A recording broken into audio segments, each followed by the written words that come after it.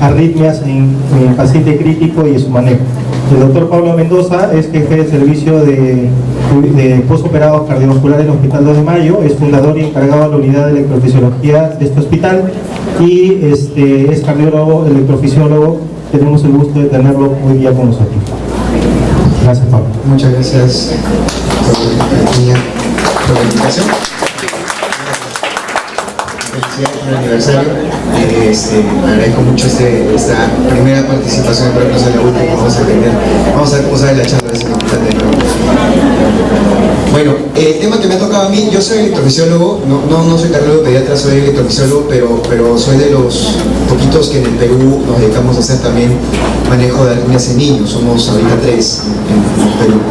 Entonces, lo que procuramos es tratar de ver el manejo enfocado el día de hoy a cuidados intensivos.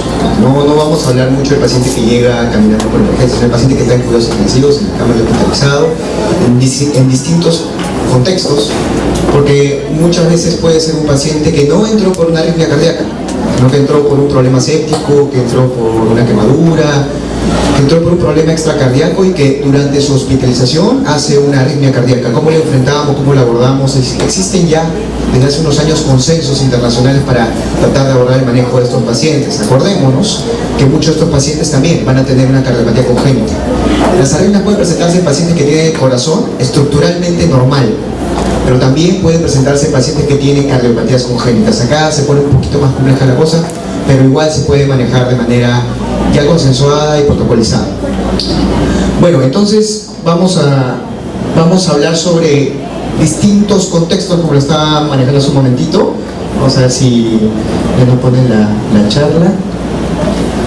Bueno, yo trabajo aquí en el hospital, hace 3 años venimos haciendo la parte de electrofisiología en el Hospital 2 de Mayo, somos fundadores a nivel del Ministerio de Salud de lo que es el área de electrofisiología cardíaca. Como les dije, las arritmias en cuidados intensivos pediátricos pueden enfocarse en 4 contextos distintos. Uno es el paciente que viene por un cuadro no cardíaco y que debuta con una arritmia cardíaca. Otro es un paciente que tiene una arritmia cardíaca sin cardiopatía estructural, quiere decir que ustedes toman la radiografía, el ecocardiograma, está perfecta la estructura del corazón, solamente que hace una arritmia cardíaca. Otro es un paciente con cardiopatía estructural que debuta o que no ha sido corregido nunca ha sido intervenido. Y otro grupo es los pacientes que vemos aquí también en el hospital con cardiopatía estructural ya intervenidos o corregidos. 3 conceptos básicos: verificar en cualquier paciente, ya sea cardíaco, no cardíaco, con cardiopatía congénita o no, verificar la estabilidad hemodinámica. Sé que han tenido unos primeros talleres sobre la reanimación cardiopulmonar en las primeras horas de la mañana, sobre todo el tema de cardioversión eléctrica y de fibrilación es importante en este grupo. Si el paciente está inestable hemodinámicamente con una arritmia cardíaca, pues hay que aplicar los antiarritmicales, hay que cardiovertir, defibrilar, de acuerdo al tipo de arritmia que tenga. Vamos a ver un poquito de eso nada más. De acuerdo a la estabilidad hemodinámica vamos a decidir si le aplicamos terapia de choque, es decir, cardioversión o defibrilación, si aplicamos fármacos o si el paciente requiere, por ejemplo, marcapasos, que también puede ser temporal. Lamento mucho los colores, creo que no se ve claro. Acá dice diagnóstico electrocardiográfico. Quiere decir que una vez que ya verificamos la estabilidad del paciente, lo siguiente ya es ser más fino. Yo sé que en cuidados intensivos usualmente nos basamos en lo que dice el monitor, que es más difícil por el tiempo tomar el electrocardiograma, pero es muy útil tomar un electro de dosis derivadas para llegar a un diagnóstico un poquito más fino. Se puede hacer un diagnóstico presuntivo con el monitor. Imprímanlo, por favor. Es importante no solamente verlo, sino documentarlo. Verifiquen que sus monitores tengan la impresora. Que registren. Muchos de los monitores en cuidados intensivos tienen telemetría, quiere decir que pueden grabar los eventos durante 24 horas y se puede acceder a la central y se puede ver lo que pasó a las 3 de la mañana, a las 4 de la mañana e imprimirlo. Entonces eso es bien importante para documentar el electrocardiograma y saber de qué tipo de arritmia estamos hablando. Puede ser un diagnóstico electrocardiográfico que nos hable de taquicardias, quiere decir frecuencias cardíacas altas. Podemos discriminar si es una supraventricular, ventricular, cada una tiene un manejo distinto. Más adelante van a ver mi repulsión hacia la amigarona, tengo un odio jurado hace varios años, sin embargo siempre gana la amigarona. Parece mentira que es muy cotidiano darle la solución de la arritmia cardíaca a cualquier arritmia con la amigarona. La tenemos que usar a veces, pero no es nuestra arma de primera elección. Ya vamos a ver más adelante por qué. Entonces en las taquicardias es importante darle el nombre y el apellido para darle el tratamiento adecuado. En bradicardias es importantísimo ver si el paciente requiere o no estimulación cardíaca. ¿Qué quiere decir estimulación cardíaca? Marcapasos. Y tercero, una vez que ya hemos visto que está estable el paciente, que tenemos un diagnóstico fino electrocardiográfico, vamos a manejarlo de acuerdo a las comorbilidades. No es lo mismo manejar a un paciente con falla hepática que con falla renal, que de repente en ventilador mecánico, porque de acuerdo al contexto en el que nos encontremos vamos a darle cierto tratamiento que ya sea farmacológico, con cardioversión o estimulación cardíaca. Bueno, y la estabilidad hemodinámica no voy a ahondar en el tema, existe, creo que son mis lentes o está mal el foco. El foco, ¿no? Bueno, entonces básicamente en el tema de estabilidad hemodinámica lo que vamos a buscar es ritmo que amerite choque, ya sea fibrilación ventricular o taquicardia ventricular, o en algunos casos también vamos a hacer terapia de choque cuando la arritmia, que puede ser benigna, así le llamamos a las supraventriculares, necesita perfecto, muchas gracias. Necesita cardioversión eléctrica. Ya han hablado seguramente de esto. El tema es de 2 a 4 joules por kilo para cardioversión eléctrica sincronizada de 1 a 2 por kilo. Los que estaban viendo bien estaban mal. El diagnóstico electrocardiográfico, existe una cantidad de algoritmos variados. Nosotros usamos aquí un algoritmo adaptado de varios algoritmos a su vez, en el que dividimos las taquicardias entre complejo angosto y complejo ancho. Yo les recomiendo que usen un algoritmo en el que ustedes se sientan más familiarizados. Yo uso este. Cuando tengo una taquicardia veo primero si el complejo es angosto o ancho, de ahí veo si es regular o irregular, y vamos a verlo con ejemplos, solamente esto para que se den una idea de cómo podemos abarcarlo. Cuando una taquicardia es de complejo angosto irregular, lo siguiente que veo es si tiene ondas P y dónde está la onda P. Si está después de la onda R, inmediatamente después, o está muy lejos de la onda R, lo vamos a ver, como le digo, con ejemplos. O si tiene ondas F en vez de tener una P, o si está disociado. De acuerdo a estas tres preguntas sencillas. Primero, ancho del complejo, regularidad y onda P, podemos llegar a diagnósticos más precisos. Quiere decir, diciendo que una taquicardia es de complejo angosto, regular, con RP corto, por ejemplo, ya podemos saber que solo se trata de 3 posibles alternativas de diagnóstico de arritmias. Entonces ya podemos encasillarnos, en vez de las 14 arritmias que pueden haber, ya sabemos que pueden ser solo 3. Entonces estos algoritmos ayudan bastante para discernir las posibilidades diagnósticas. Lo mismo pasa con las taquicardias de complejo ancho, ya es un poquito más sencillo. Las taquicardias de complejo ancho, primer mensaje, una taquicardia de complejo ancho regular es una taquicardia ventricular hasta que no se demuestre lo contrario. O sea, manejémosla como taquicardia ventricular. Después vamos a hablar un poquito de las taquicardias de complejo ancho irregulares, porque hay algo interesante para decir al respecto de la miodarona ahí. El manejo de arritmias sin cardiopatía congénita. Entonces, si tenemos un paciente pediátrico que está en la unidad de cuidados intensivos y debuta con una arritmia en el contexto que sea, lo que vamos a buscar en el electro entonces es ver si el complejo es angosto o si el complejo es ancho. Es controversial porque estos algoritmos están basados en adultos y el punto de corte es 120 para el QRS, pero se aplica también, se acepta ese algoritmo para niños. 120 más de 120 se considera un complejo ancho. ¿Qué vamos a hacer? Esta revisión, les recomiendo, hay una revisión de arritmias, de manejo de arritmias farmacológica y no farmacológica, que fue publicada en 2013 por el grupo de Brugada de España, es un consenso internacional europeo, que es bastante completo, que habla sobre el manejo de arritmias no solamente con medicación, sino con cardioversión, con terapia no farmacológica, con ablación, etc. ¿no? Es bastante completo, les puedo dar una guía, está un poquito desordenada a mi gusto, pero está bastante completa en información. En resumen, un paciente en cuidados intensivos con una taquicardia de complejo angosto debe manejarse primero con maniobras vagales, intentar. Yo sé que a veces no es posible. De acuerdo a la edad del paciente se puede intentar técnicas tan agresivas como inmersión, gamma fría, que todavía se recomienda, valsalva cuando el paciente es más grande, y en algunos casos hasta recomiendan hacer un Trendelenburg forzado para que haya una maniobra vagal forzada también y se pueda detener las taquicardias por reentradas. Entonces, maniobras vagales es lo primero que tenemos que hacer. Primero tenemos que tratar de evitar dar fármacos. Tenemos que tratar de quitarlo por las buenas. Si no responde por las buenas, ya vamos a los medicamentos. Todo medicamento puede ser peligroso.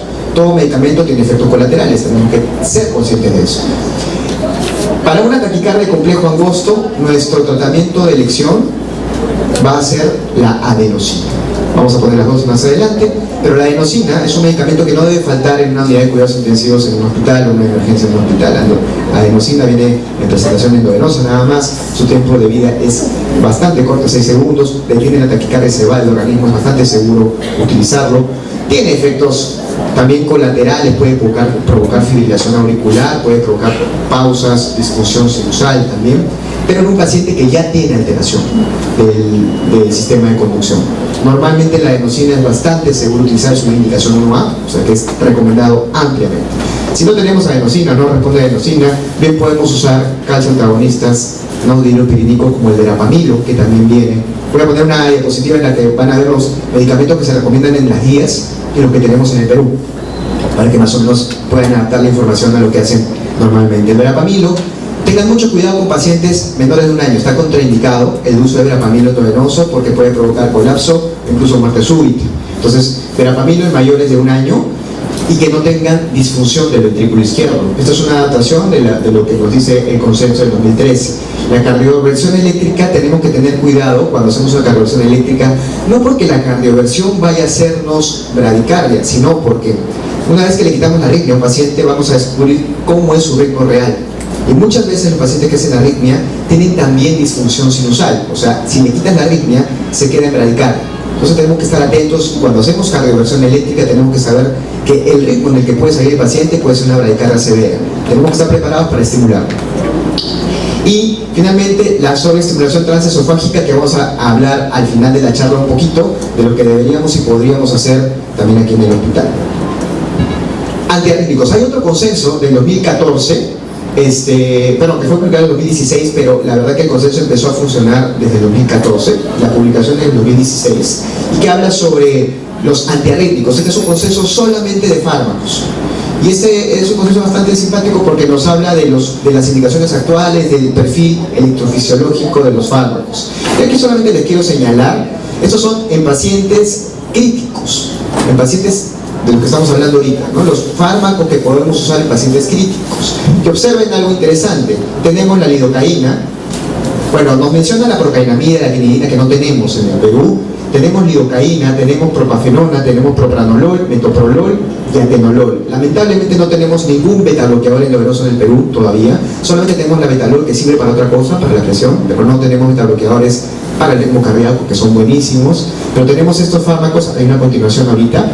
La lidocaína, que se usa en taquicardias ventriculares, como lo vamos a ver más adelante. La propafenona, el propranolol, el metoprolol y el atenolol son medicamentos que en el Perú están en presentación vía oral. Y miren, en pacientes críticos también se utiliza presentación vía oral, como lo vamos a ver en un momento, incluso de primera elección antes que la amivarona. Vamos a verlo en un momento más. Esta es la continuación de la diapositiva anterior de los medicamentos que tenemos en el Perú: amivarona endovenosa, verapamilo, dioxina, adenosina y sulfato de magnesio. También está la dexmedetomidina, que es el Persadex, que también sirve para algunas taquicardias, que recién se está utilizando en el mundo para poder controlar mejor las taquicardias con muy buenos resultados. Entonces, no es que no tengamos fármacos para usar, de hecho que son estos fármacos que tenemos como nuestro arsenal para el manejo de arritmias en cuidados críticos. Solamente tenemos que tratar de combinarlos lo mejor posible y conocer los efectos que estos tienen. Por ejemplo, esta es una lista de los efectos electrofisiológicos de los medicamentos, porque eso es lo que tenemos que tener bien en cuenta. Cuando colocamos un medicamento, tenemos que saber el peor efecto adverso que pueda presentar, para estar preparados por si lo presenta. ¿Correcto? Yo solamente les voy a marcar, acá están todos los fármacos, los principales fármacos endovenosos o vía oral que se utilizan, y les voy a poner algo que siempre es de precaución en pacientes pediátricos. No es tan fácil corregir la bradicardia en un paciente pediátrico. Imagínense que le ponen un medicamento y se bloquea. ¿Qué unidad de cuidados intensivos pediátricos tiene a la mano estimulación externa en parches para los pacientes pediátricos? Muy difícil, no está citado. Entonces, tendríamos que colocarle un marcapasos endocárdico temporal para poder estimular el corazón en el caso de una bradicardia severa. o maniobras de reanimación cardiopulmonar, y no siempre los bloqueos auriculoventriculares completos no deberían responder a atropina, por ejemplo. Entonces, tenemos que tener mucha precaución, porque cuando tenemos una taquicardia, nuestro reflejo natural es detener la taquicardia. Pero ¿qué pasa si nos vamos al otro extremo? Si nos vamos a bradicardia. ¿Qué fármacos son los que más producen bradicardia o que tienen disminución de la frecuencia cardíaca? Casi todos disminuyen la frecuencia cardíaca, pero observen, la propafenona no tiene efecto sobre la frecuencia cardíaca. Entonces, cuando tenemos un paciente que cursa con los dos extremos, bradicardia, y por rato me hace taquicardia, bradicardia, taquicardia, la propafenona es una muy buena opción, es un muy buen fármaco, bastante seguro incluso en recién nacidos, para controlar la mayor parte de taquicardias supraventriculares y algunas ventriculares. Entonces, ojo, miren cómo está la miodarona, mi gran amigo, perdón, ni la quiero ver. La miodarona, si bien es cierto, no tiene un efecto cronotropo negativo tan fuerte, porque fíjense que está por flechitas, ¿no? El que más baja la frecuencia cardíaca es el verapamilo, la digoxina en segundo lugar con los betabloqueadores. La miodarona no baja tanto, pero sí baja. Y si la asocias con un betabloqueador, va a bajar mucho más, se van a potenciar. Entonces tenemos que tener cuidado con la mezcla de medicamentos también. Sí se aceptan, sí se usan, pero hay que tratar de utilizar los que menos bajen la frecuencia cardíaca. Y hablando de mi amiga miodarona, observen cómo baja la frecuencia cardíaca, cómo aumenta el ancho del QRS, y eso es importante. Y más importante todavía es el ancho del QT. Cuando el intervalo QT, no sé si nosotros vemos enfermedades genéticas que solamente se manifiestan con una alteración del electrocardiograma, se llaman canalopatías. Quiere decir que medimos el electro, de hecho que en este auditorio, ¿cuántos sacan? Digo, por lo menos 1% debe, 0.5% debe tener un QT largo, un QT corto. ¿Todos han tomado un electrocardiograma en este auditorio? No. Bueno, no tenemos idea si uno de ustedes tiene QT largo, QT corto, porque el QT largo o QT corto no da ninguna manifestación fenotípica. O sea, hasta que le toman el electro no tienen ni idea si tienen un QT largo o QT corto. ¿Hay desfibriladores? Si tienen QT largo, la gente que tiene el QT largo, que es una parte del electrocardiograma, tiene predisposición a hacer arritmias malignas. Quiere decir que hace muerte súbita. Y solamente se detecta cuando le toman un electrocardiograma. Muchos pediátricos, muchos neonatos, hay mucha muerte neonatal, justamente porque no hay un método de reconocer masivo el QT largo o el QT corto antes de que nazca. Hay métodos para reconocer si nace con una cardiopatía congénita compleja, por el eco, pero el QT largo y el QT corto, existen muy poquitos métodos que son muy poco difundidos a nivel mundial. De hecho, que en Latinoamérica se utiliza un magneto gigante para poder diagnosticar un electro en el feto. Se puede tomar un electro en el feto, algo parecido, pero es muy caro y no hay en países de Latinoamérica. Entonces, por eso es que hay muchas muertes neonatales sin que sepamos la causa. Usualmente son causa arrítmica. Entonces, el QT largo genera taquicardias malignas. Entonces, como que el concepto. Y la miodarona te prolonga el QT. Quiere decir que si mi paciente, ¿y qué tipo de arritmias hacen los QT largos? Taquicardias ventriculares. ¿Y qué le suelo dar a las taquicardias ventriculares en emergencia? Con la UCI. ¿Qué medicamento? Amiodarona. Entonces, si la taquicardia ventricular fue por un QT largo y yo le doy amiodarona, el QT se va a prolongar más y nunca voy a terminar de manejar a mi paciente. Probablemente vaya a fallecer. Entonces tenemos que tener el diagnóstico preciso y tenemos que conocer las implicancias. Si le colocan amiodarona, hay que tomar electros seriados para ver si el QT se está prolongando. No todos prolongan el QT, pero hay que vigilar cuáles prolongan más de 600 porque son muy, muy peligrosos. Bueno, durante la charla me voy a seguir desahogando contra la amiodarona, así que... Si en este mismo consenso vamos a encontrar, está bien bonito porque encuentran diagnósticos y manejos sugeridos. Y aquí es otro punto que quiero resaltar. Primera línea, segunda línea, reentrada supraventricular, taquicardia atrial, taquicardia de entrada atrial, fibrilación auricular. Todos estos diagnósticos que están al final del algoritmo tienen un manejo distinto recomendado. Como primera opción tenemos estos medicamentos, como segunda opción estos. La única arritmia en este consenso en el que se recomienda como primera opción la amiodarona es en el JET, para la taquicardia ectópica de la unión, que es poco frecuente, que se presenta en pacientes posoperados cardíacos, sobre todo en niños muy pequeños. En el resto de arritmias, las opciones son adenosina o incluso vía oral, betabloqueadores. Quiere decir, consenso publicado en 2016, que la medicación de elección para una arritmia en pacientes críticos, antes de usar amibarona, se prefiere medicina incluso vía oral. Que es difícil manejarlo en cuidados intensivos, no es lo más sencillo, pero los efectos adversos de los medicamentos endovenosos tóxicos como la amibarona son tan fuertes que es preferible valernos de otras armas para poder tratarlas. ¿Sí? Acá dice también, pacientes, solamente utilizamos amibarona, o sea, progresamos antiarrítmicos tipo sotalol, que no hay en Perú, amibarona, cuando múltiples agentes vía oral o endovenosos han fallado. ¿Correcto?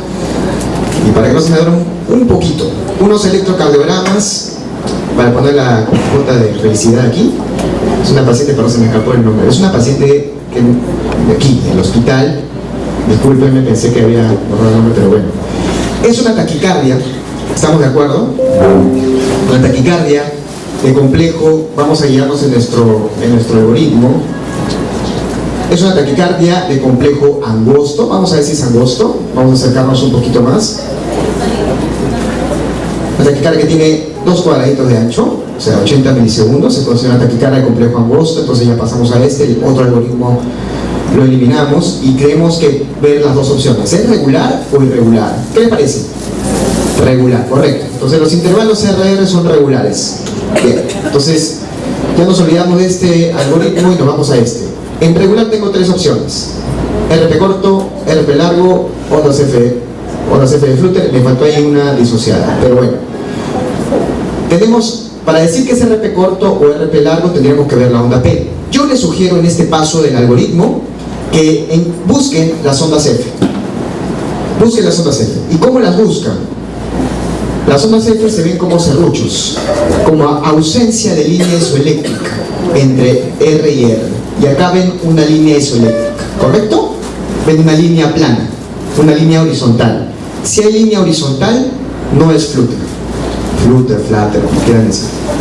No es flutter, ¿correcto? Entonces, ya no es flutter. Me quedo con RP corto o RP largo. Entonces acá viene mi tarea, el juego del electrocardiograma, buscar las ondas P. Las ondas P son como enanos que se esconden en el electrocardiograma y se camuflan en el complejo QRS usualmente. Si ustedes ven así, de repente aquí no pueden ver bien la onda P, pero debe estar en alguna parte entre R y R, no la pueden ver, entonces yo les sugiero que vean una por una, si quieren con lupa, lo que quieran, tómenle foto, y van a encontrar una, en este caso yo elegí esta, la derivada de 3, en la que se ve más claro esta ondita. Y miren lo que encontramos aquí. Esta es la onda P.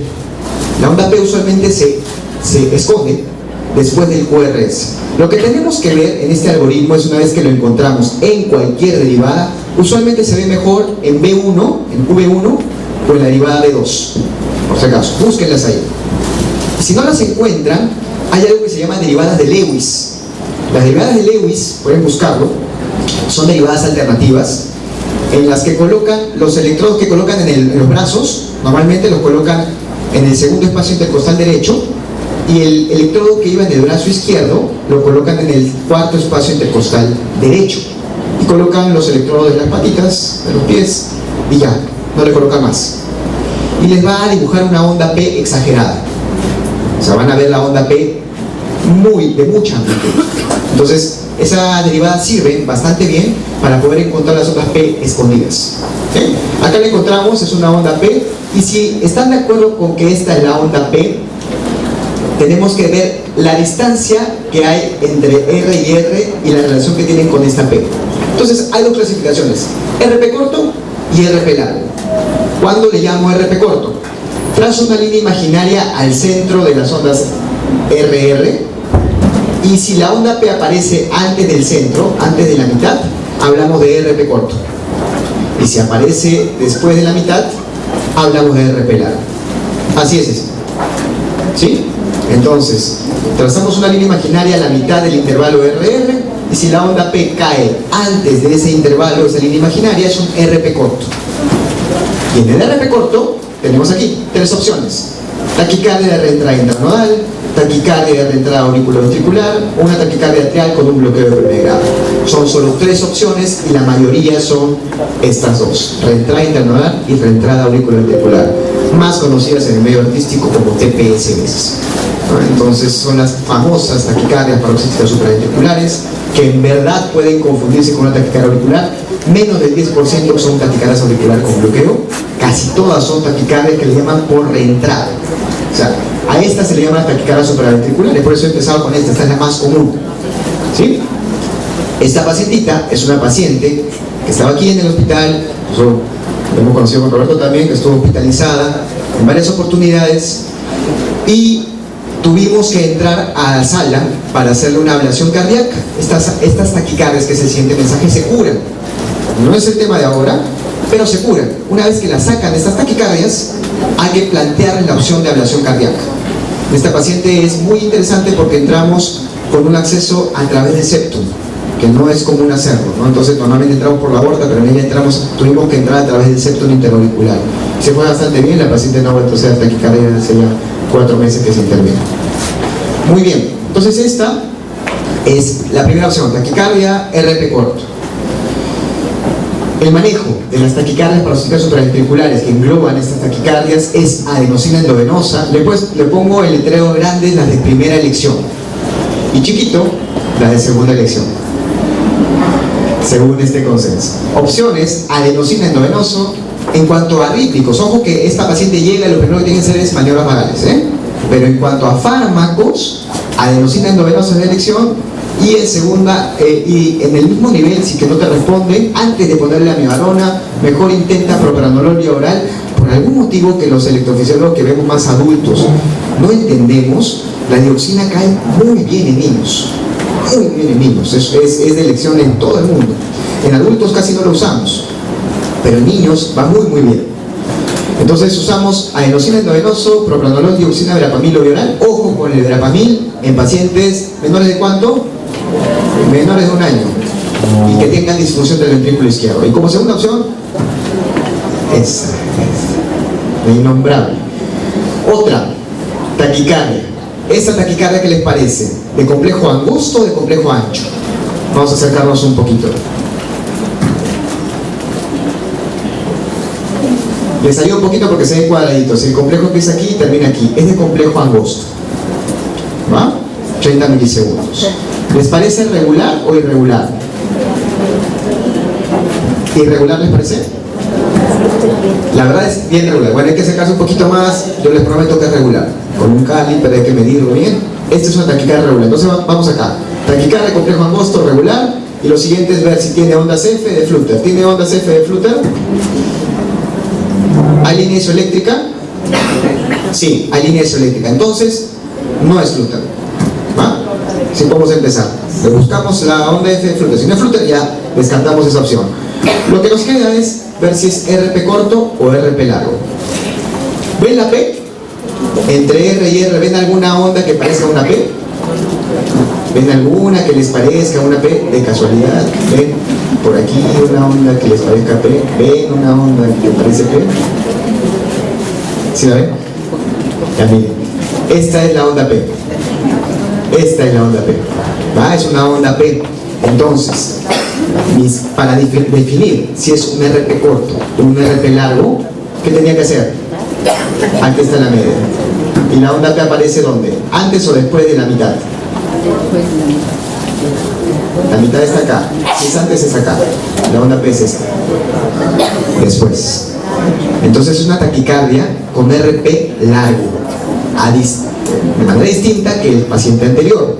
Y si yo veo mi algoritmo, RP largo pueden ser 3 cosas: taquicardia atrial o auricular. Y ahí se incluye la taquicardia sinusal. Fíjense que si tiene una taquicardia sinusal, va a entrar en esta parte del algoritmo porque es un RP largo. ¿Sí? Taquicardia atrial. También hay una opción que sea una reentrada intranodal atípica. Un poquito más complejo, pero igual entra en este grupo. Y la tercera opción es una taquicardia de Hummel. Hummel es la famosa taquicardia de nombre raro y extravagante, ¿no? Taquicardia permanente ectópica de la unión, reciprocante, incesante. Esa taquicardia alias Hummel Es una taquicardia muy frecuente en pacientes pediátricos. Es extrañísimo presentarlo en pacientes adultos, ¿va? Entonces tenemos, de todas las posibilidades diagnósticas, tenemos esas tres. Entonces yo ya pongo en mi diagnóstico de la UCI pediátrica, paciente con taquicardia, con RP largo, tres posibilidades: taquicardia atrial, taquicardia ventral intranodal atípica o taquicardia ecumena. Entonces ya tenemos más especificado qué tipo de taquicardia puede ser. Y ya nos vamos un poco a los antecedentes para ver en cuál encaja, ¿no? Entonces, esta paciente es otra paciente que intervenimos también, y les digo eso para que se den cuenta que las taquicardias, esta paciente y la paciente anterior, si no se intervienen, van a volver a emergencia y van a volver a cuidados intensivos. Pero esta paciente estuvo hospitalizada en el Instituto del Niño de San Borja por un mes en cuidados intensivos, con el plan, como no podían controlar la taquicardia, hasta de colocarle un marcapasos y bloquearle el nodo, de darle medicamentos. Cada vez que le ponían un medicamento se bloqueaba. Era terrible, hasta tuvo marcapasos temporal por un tiempo. Y esta paciente, entramos a sala para hacer una ablación compleja, porque es una paciente posoperada de drenaje venoso anómalo, tiene una cicatriz, una paciente bastante compleja, que teníamos que entrar con una máquina grande, que es un navegador. Solo había un lugar en el Perú que tenía en ese momento. Entramos, y la taquicardia que había durado